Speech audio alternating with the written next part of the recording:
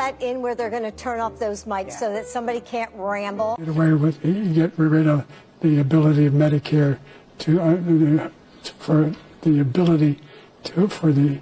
Or scream at somebody. You're the sucker. You're the loser. You know, not that my husband would be the one doing that. You need to see Trump, and you need to see the president, and you need to see the differences, and you're going to see how smart he is. Dealing with everything we have to do with, look, if... He is, and the experience he has. We finally beat Medicare. Thank you, President Biden. And you'll see somebody who, like you're saying, I'm going to use Joy's words, can't put a sentence together, and everything is beautiful, and it's wonderful. Tremendous. Joe, our country is being destroyed as you and I sit up here and waste a lot of time on this debate. This shouldn't be a debate. So I think the American people deserve to see the two men who are running for this office. The total initiative relative to what we're going to do with more Border Patrol and more asylum officers. President Trump? I really don't know what he said at the end of that sentence. I don't think he knows what he said either. Your choice is going to be clear. Did that go the way you thought it was going to go? Nope. I don't care. Since then, if you think I'm Satan reincarnated. Our teams had important discussions on issues. You know what I mean? Is that it? Is that crazy enough for you? But as all, you take a shit on the floor? Christ. Joe, you did such a great job. You answered every question. You knew all the facts. Wow. But the main thing is, you bunch of fuckers, despite the provocation from the Democrats, no red wave talk. Hey! No red wave talk. No fucking red wave talk. No red wave talk. No fucking red wave talk. Good. Get the fuck in.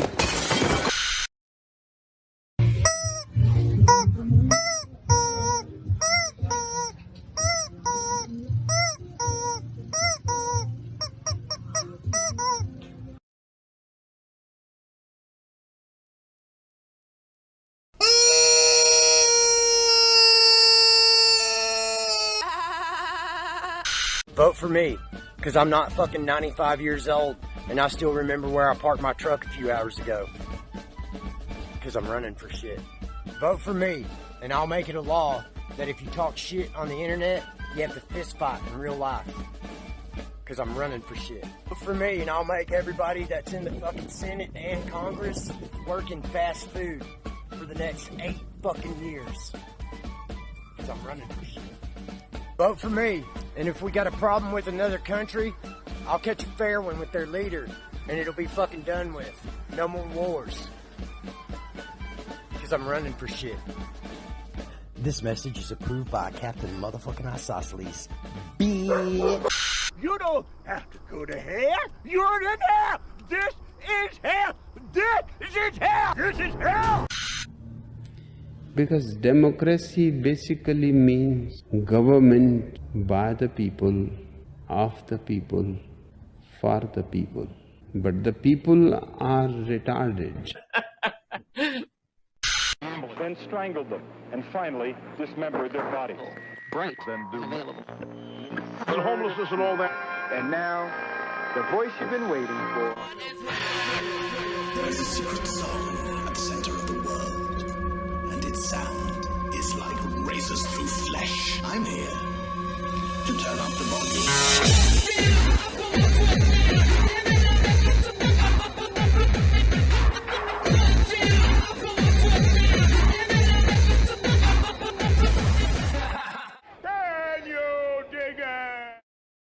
I'm kind of retarded. Well, this past week sure was a roller coaster ride. Plenty of ups and downs. We started it off with Julian Assange getting freed after a decade and a half, and this really seemed to come out of nowhere after all the years and years of legal battles. And there's lots of scuttlebutt about what is he going to do? Is he going to go back to the helm of WikiLeaks and re-enter the public spotlight? Or is he going to quietly and privately enjoy his newfound freedom? I mean, I'd love to see him get active again, and shit, he could start his own political party in Australia, call it the WikiLeaks Party. And the whole party's structure could be geared toward mainly vetting candidates, finding out which candidates are who they actually claim to be. But after everything the guy's been through, if he decides to just ride off into the sunset and is basically never heard from again, that would be completely understandable. And this guy has done his bit, and then some. And then there were also some primaries this week. You remember that big fat stupid baby that did the little rally with AOC in the Bronx? You remember the same dipshit that pulled the fire alarm in the Capitol building and then claimed that it was by accident, because somebody who's a former high school principal couldn't be expected to tell the difference between a fire alarm and something that opens up a door. Yeah, well, anyway, he lost his primary. And it took all of an hour after the polls closed for him to be the projected loser. But then AOC won against her primary challenger, so it looks like she's sticking around for a little while. But then again, so did Lauren Boebert. Like I said, ups and downs, ups and downs. And the way I look at with AOC is it's kind of like when Brian Stelter got fired from CNN. It made me kind of sad because he made for some great comic relief. And that's how I feel about AOC. She is undoubtedly the lowest IQ member of the House, so it's not exactly the worst thing in the world to have her around still to laugh at. It was also a bit of a mixed bag with the Supreme Court rulings that came out this week. It started off with them ruling for the government being able to just contact and talk to social media companies about removing content. Not coercion, of course, but it wasn't like they really ruled for that. It was more that they just said, yeah, we're not going to take the case because you don't have standing, so they punted it. But at least they left the door open for the case to be brought by somebody else who, in their eyes, does have standing. But then they turned around and tossed out the use of the obstruction law to jail the January 6th defendants, which is the major offense that most of these people have been convicted on, even the people that didn't really do anything. So now there's a whole lot of convictions that are probably about to get fucking overturned. And then they also ruled against all these three-letter agencies for doing an end run around the Constitution and trying to basically write laws on their own and then go after people and not even allow them to have a jury trial, which is, you know, a little bit of a 7th Amendment violation. And then world-renowned legal scholar Barbara Streisand decided to weigh in and remind us that this decision makes judges in the Supreme Court the regulators of laws passed by Congress, rather than the scientific expertise at federal agencies. Yeah, you mean unelected bureaucrats? It's funny because I'm pretty sure that the Constitution specifically was set up to make the judges and the Supreme Court the regulators of the laws passed by Congress. But hey, what do I know, right? Then the Supreme Court turned around and said they were rejecting Steve Bannon's appeal, so even though he defied a congressional subpoena issued by a committee that wasn't formed constitutionally or legally, and Merrick Garland has got away with defying subpoenas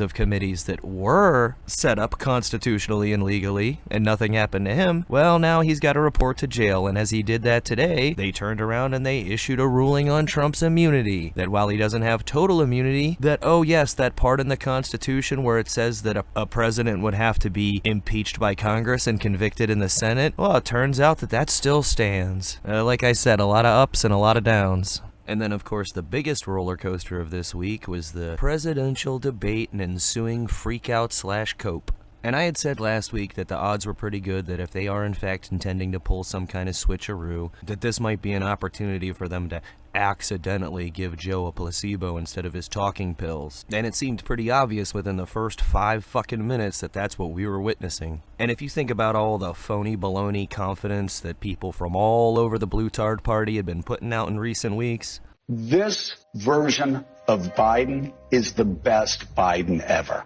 She knows so long as she was 9. In fact, I think he's better than he's ever been.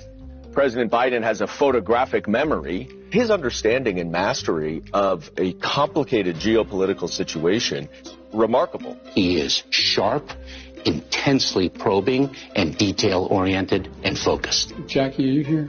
Where's Jackie? I didn't think she was going to be here. was sitting, 2 feet from him across the table, and he was, intense. Have trouble walking sometimes? Yeah, so did FDR. He wanted GD war. But he's totally focused. He's very sharp. They say he's sharp in meetings and so on. Very lucid, very well informed. Biden is stately, and he comes with gravitas. There hasn't been, as far as I know, a single claim that Biden made a mistake. Ageism is an issue. Americans have a rich history of holding people's physical characteristics against them. Okay, you can ask African Americans. He's older. That doesn't mean that he is unfit, and there's a lot of ageism there. Now, this age attack, this obsession by the right. They want to think to take on government if we get out of line, which they're talking again about, and that's him lying around. All of those delusions completely imploded within the space of 90 minutes. And the immediate post-debate reactions on Thursday night and then Friday morning were fucking hilarious. And all these people that had been simping hard and everybody working on Biden's re-election campaign, they had immediate reactions that ranged from...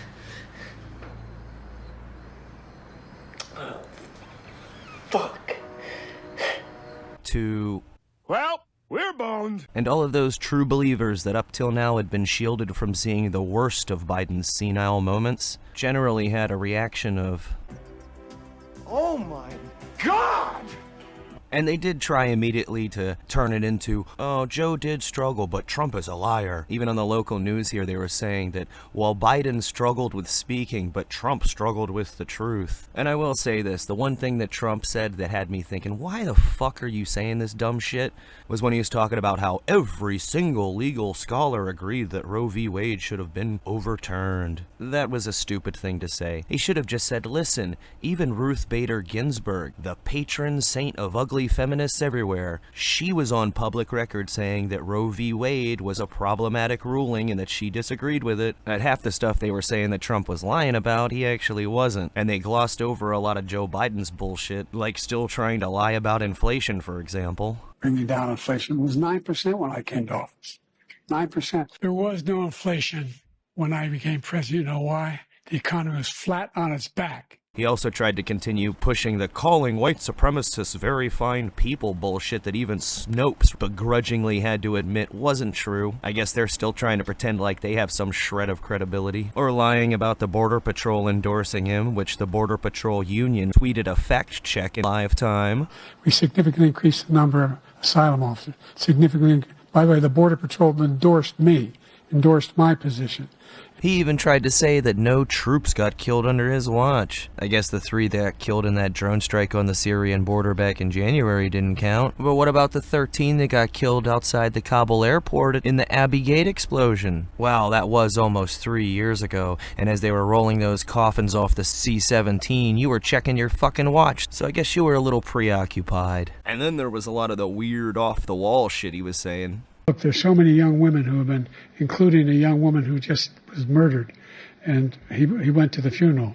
The idea that she was murdered by an immigrant coming in, they talk about that. But here's the deal: there's a lot of young women who are being raped by their in-laws, by their. What the fuck did you just say, Joey?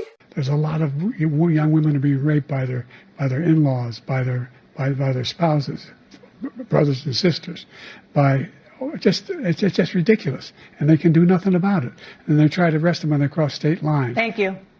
And here I had no idea there were so many young women getting raped by their in-laws.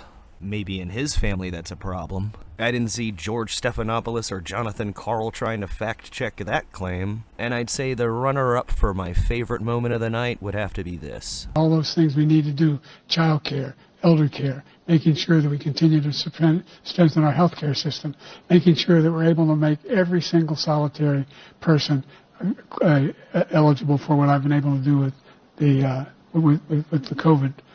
With dealing with everything we have to do with. Look, if we finally beat Medicare.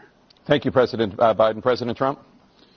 Well, he's right. He did beat Medicare. He beat it to death, and he's destroying Medicare because all of these people are coming in. They're putting them on Medicare. They're putting them on... Yes, we finally beat Medicare. It was one of those responses that was so incoherent that you can't even figure out what he was trying to say. And definitely my favorite moment of the night was hearing Trump call him fucking Brandon. That if they endorse me for president, Brandon, just speak to him. It was so quick and nonchalant, it was hard to determine whether or not it was a Freudian slip or he meant to throw that out there, but either way it was perfect. And I'll give an honorable mention to the moment where he started talking about his golf game. And a lot of people saw that as the most embarrassing moment, them going back and forth over something so trivial as golf skills. But I got a good laugh at it because over the course of the debate, there was very little of the signature, over-the-top Trump reactions. He was very demure and just stood there and just nodded his head and waited for his turn to speak. But the moment when Biden tried to say his handicap was a 6, he couldn't fucking hold it back anymore. Just take a look at what he says he is and take a look at what he is. Look, I'd be happy to have a driving contest with him. The reason I got my handicap, which when I was vice president, down to a 6. But by the way, I told you before, I'm happy to play golf if you carry your own bag. Think you can do it? That's the biggest lie that he's a 6 handicap of all. I was an 8 handicap. Yeah. 8. Never. But I had, you know, how many... I've seen you swing. I know you swing. Let's not act like children. President Trump, we're going to 21 turn Let's not act like children. to a specific concern. He looked like he was struggling not to fall on the ground laughing. And I also got a really good laugh seeing some of the reactions of people flipping out because the CNN moderators didn't do more to fact-check Trump.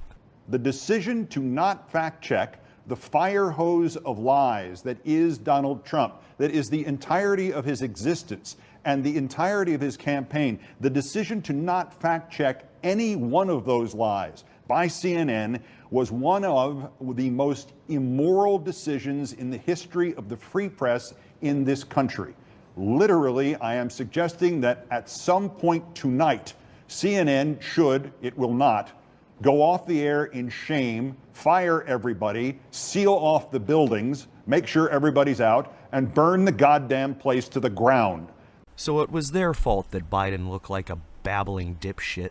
This is what you call being right for the wrong reasons. Yes, they should burn the goddamn building to the ground, but not because of that. And it does bring up another point. Why now, all of a sudden, for the first time in any kind of debate, did the moderators not strike an adversarial tone with Trump? You could go all the way back to the 2016 GOP first debate when Megyn Kelly started the shit off with, Mr. Trump, one of the things people love about you is you speak your mind and you don't use a politician's filter. However, that is not without its downsides, in particular when it comes to women. You've called women you don't like fat pigs, dogs, slobs, and disgusting animals. Your Twitter account... Only Rosie O'Donnell. Brilliant! Brilliant! and now all of a sudden you got Dana Bash and Jake Tapper acting like a moderator should actually act, which is neutral and just asking questions and letting them speak. That's suspicious. That's weird. So while you had most of the people on the right reacting to what went down with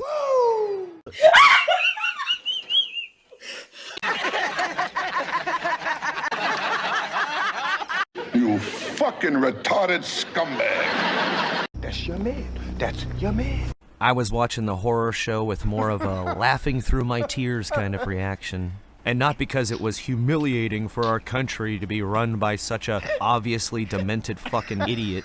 It was more of a realization that this didn't happen by accident. His people sending him out there without being properly juiced up, the moderators for the first time ever not trying to put their fingers on the scale. And did anyone else notice that a few different times he was fooling around with something in his right ear? What if they gave him an earpiece that was accidentally malfunctioning? Because if he'd had a functioning earpiece in, you'd think the one thing that they would have been telling him was, "Close your mouth, Joe.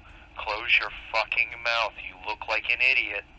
Because this is literally the face he was making the entire debate. Along with the early date of the first debate being well before the convention just seems like too many factors for it to all be a coincidence. And even though the immediate freakout after the debate has subsided and people have gone back into complete denial, I still think it signals that he's in the process of getting flushed. I mean, look at these headlines that came out in the immediate aftermath. And these are just from New York Times writers. But then Friday afternoon, Obama tweeted this out and everybody seemed to want to rally behind it. But I still see this as a sort of a feint. I think Big Mike is their only option. If they get Biden out of there, they're not going to be able to win with Newsom or Kamala. Whether they have some kind of confidence crisis at the convention, or they might wait till October. It'd probably be the smartest move to have the October surprise be Joe Biden having a heart attack or a stroke, or even better, getting assassinated by one of those MAGA terrorists. And then they put Big Mike in there, and there's still such a cult of personality around the Barack star that would actually bring back probably a lot of the black vote that Biden has lost.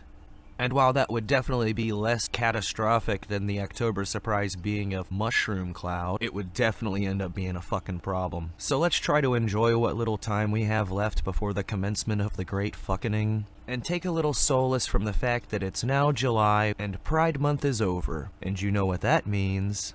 Oh, you know what that means, right? So long, gay boys! Wait a second. Gotta enjoy the small things. Sláinte.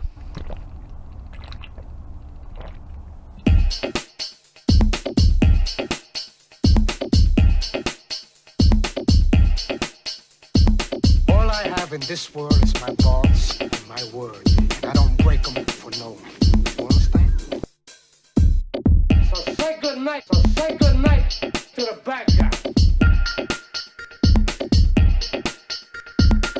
So say good night to the bad guy. So say good night to the bad guy. So say good night to the bad guy. Come on. Come on.